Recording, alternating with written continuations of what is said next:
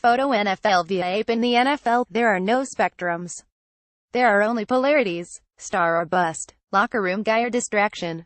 Truck or trailer. Divided or united. The league is divided, you see, because black players originally kneeled during the Star-Spangled Banner to protest various forms of racial injustice in the United States. Now that those players have received attention, Commissioner Roger Goodell wants them to be unified, as in, not doing that anymore.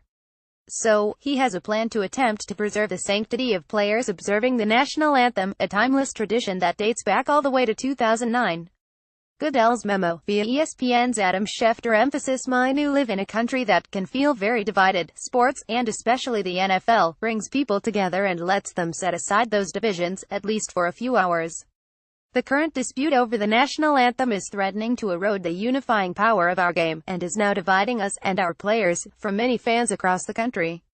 I'm very proud of our players and owners who have done the hard work over the past year to listen, understand and attempt to address the underlying issues within their communities. At our September committee meetings, we heard directly from several players about why these issues are so important to them and how we can support their work. And last week, we met with the leadership of the NFLPA and more players to advance the dialogue. Like many of our fans, we believe that everyone should stand for the national anthem. It is an important moment in our game. We want to honor our flag and our country, and our fans expect that of us. We also care deeply about our players and respect their opinions and concerns about critical social issues. The controversy over the anthem is a barrier to having honest conversations and making real progress on the underlying issues. We need to move past this controversy, and we want to do that together with our players. Building on many discussions with clubs and players, we have worked to develop a plan that we will review with you at next week's league meeting. This would include such elements as an in-season platform to promote the work of our players on these core issues, and that will help to promote positive change in our country. We want to ensure that any work at the league level is consistent with the work that each club is doing in its own community, and that we dedicate a platform that can enable these initiatives to succeed. Additionally, we will continue the unprecedented dialogue with our players. I expect and look forward to a full and open discussion of these issues when we meet next week in New York. Everyone involved in the game needs to come together on a path forward to continue to be a force for good within our communities, protect the game, and preserve our relationship with fans throughout the country.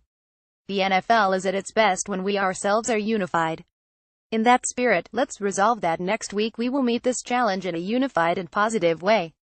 Just so we're clear on that bolded part, Goodell is telling players that the reason nothing is being done about police brutality, the carceral state, or institutionalized racism is that players have brought attention to the fact that nothing is being done. What ISNT mentioned in the memo is that NFL owners will consider instituting real punishments to compel players to stand for the anthem.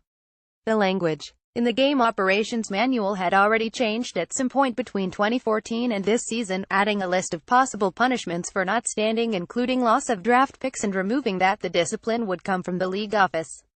The NFL went from supporting its players, so it could run a mealy-mouthed commercial about it, to trying to quash their demonstration in a matter of weeks. This league is run by despicable cowards.